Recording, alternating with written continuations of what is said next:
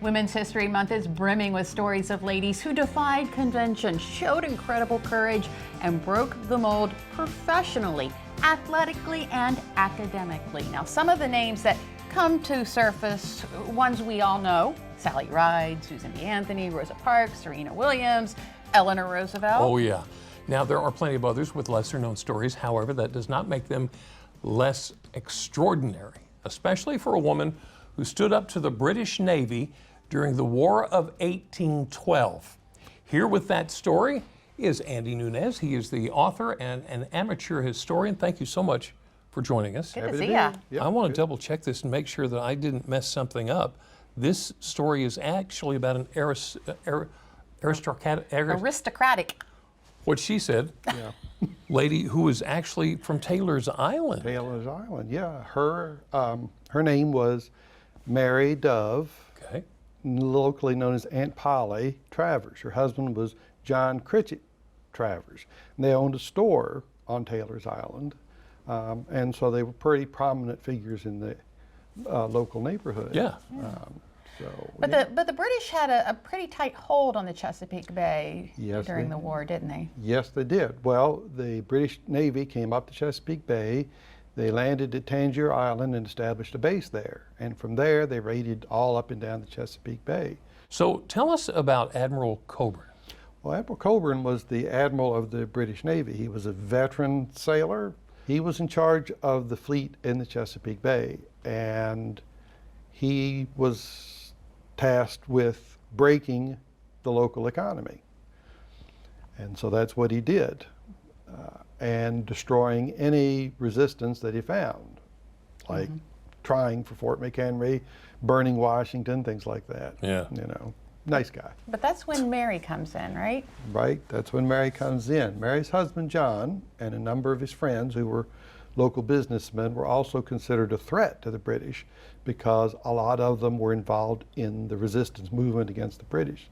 So Admiral Cockburn had them all rounded up and took them over to his flagship, the Marlborough, and had them put in chains. What happened to her afterwards?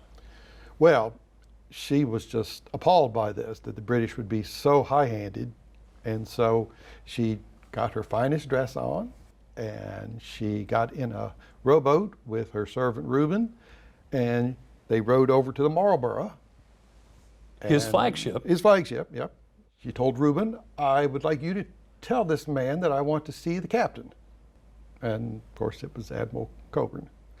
And so they let her aboard. So the Admiral invited her into his cabin for tea. So while she was there, she had tea, and she saw he had this beautiful silver tea set. She really liked it. It was very fancy, but he was an admiral.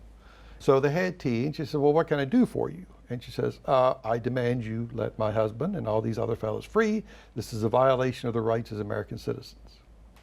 And he said, "No." And she says, "No, I'm not leaving." And her jaw was set, according to the legend. And he couldn't put her in prison because there wasn't a woman's section on board the ship. He couldn't kill her.